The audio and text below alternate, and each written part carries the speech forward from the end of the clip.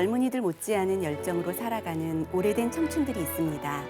그들의 인생 이야기를 들어보는 시간, 설 특집 다큐멘터리 오래된 청춘을 만나보겠습니다.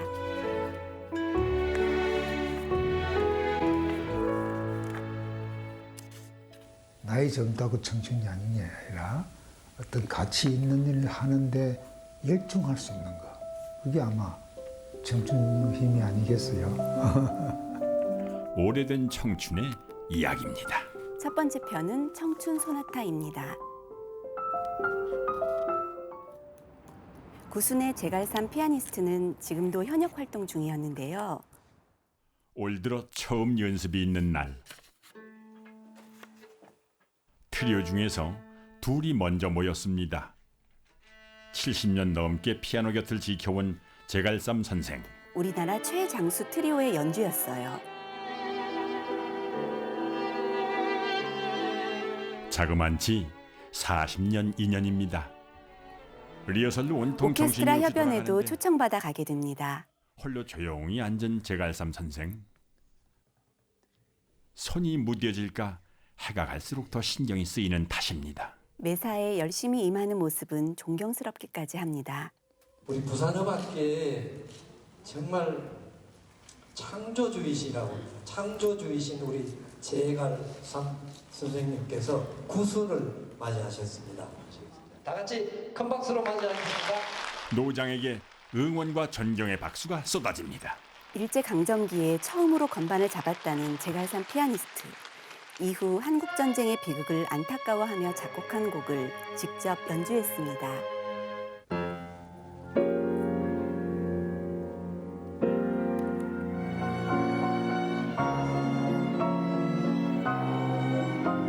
하지만 피아노 앞에선 나이로 대접받고 싶지 않습니다. 우리가 나이 든다고 해서 그걸 슬프게만 생각할 게 아니라 그만큼 우리가 더 인간으로 성숙해 나간다. 더 차원이 높아진다. 이렇게 생각하면 될 것 같아. 아, 정말 멋있으시네요. 네, 장조도 맞아요. 있고 단조도 있어야 인생이지요. 소유한 것을 슬퍼하는 것이 아니라 성숙해짐을 즐거워하는 것. 91의 피아니스트에게 청춘은 그런 마음입니다. 제갈산 피아니스트를 보면 나이는 숫자에 불과하다는 생각이 듭니다.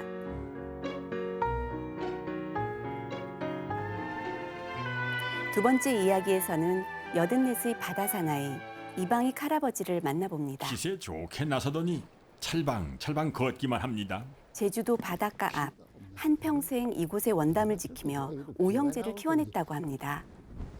밀물 때 담 안으로 들어왔다가 썰물 때 빠져나가지 못한 물고기, 그걸 잡는 거랍니다. 손으로 이걸 만들려고 이거 참 이거 할이 필요합니다. 이거 참 이거. 내 손으로 쌓아 60년을 지켜온 원담. 행여 파도에 무너진 데는 없나. 썰물 때만 되면 출근 도장을 찍는 거지요. 그날 밤 바다에서 불빛이 번쩍합니다. 그새 바다에 다녀온 막내 아들. 낚시 구경했네. 아이고, 걔도 낚시 구경해서. 아이고. 아버지에게 배운 솜씨로 아들이 잡아온 산낙지. 소녀딸이 먹는 모습을 바라보기만 하는데요. 그런데 일생을 바다에서 살아오신 할아버지가 낙지를 마다합니다. 할아버지 무사한 산 뭐야? 무서워 먹는 거. 물리 가봐서. 맞아, 드시질 안 한다고. 낙지를 무서워해서 못 잡는 취미밖에 없다고. 안 드세요?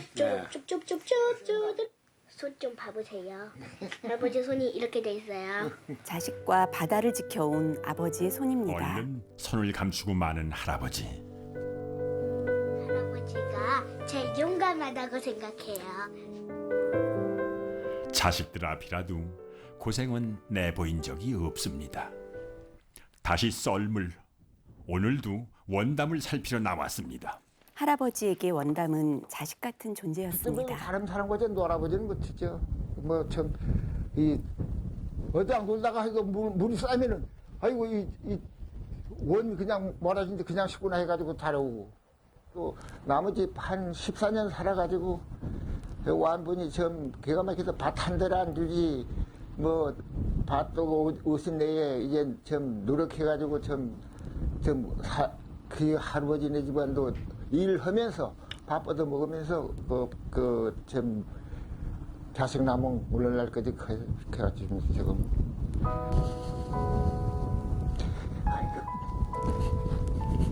돌아보면은 참 서러웠던 시절.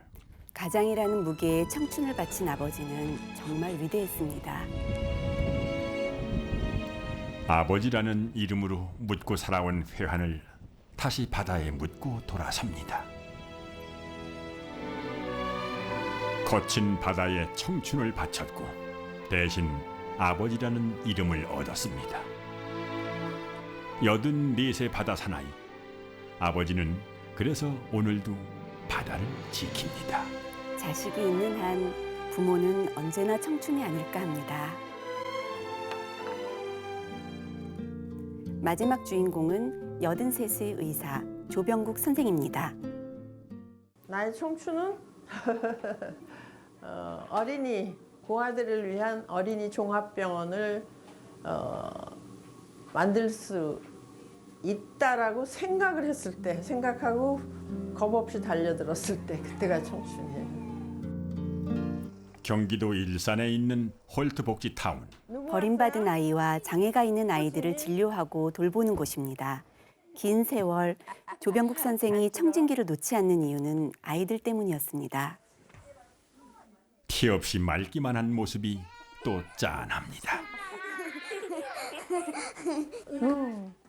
장애를 가진 채 부모에게서 외면받은 복지타운에 있는 아이들은 같은 상처를 안고 살아갑니다. 아이들을 위해 걸어온 길은 쉽지만은 않았습니다. 엄마만 믿고. 되게 힘든 시기는 애 팔아먹는다는 소리 들었을 때, 그러니까 그런 말을 들었을 때 과연 내가 이게 올바른 행위인가 아닌가. 1952년 의사가 되기로 마음먹은 것도 전쟁 고아들 때문이었습니다. 죽어가는 아이들을 치료하겠다는 소명. 하지만 의사의 힘으로는 할 수 없는 것이 있었습니다. 수만 명의 전쟁 고아, 게다가 장애를 앓은 채 방치된 어린 생명들에게 줄 수 있는 미래는 없었습니다. 아이들이 아프지 않고 잘 자라길 바라는 마음은 지금도 한결같은 조병국 출장은 나올 선생. 셈이죠. 오늘은 서울로 아이들을 진료하러 나왔습니다. 새 원장이 부임을 했으니 도와주십사 부탁을 받았습니다. 어제 출근해서 봤어요? 네. 매년 500명이 넘는 아이들이 홀트복지재단의 이름을 올리고 위탁모의 품에서 새로운 부모를 기다립니다.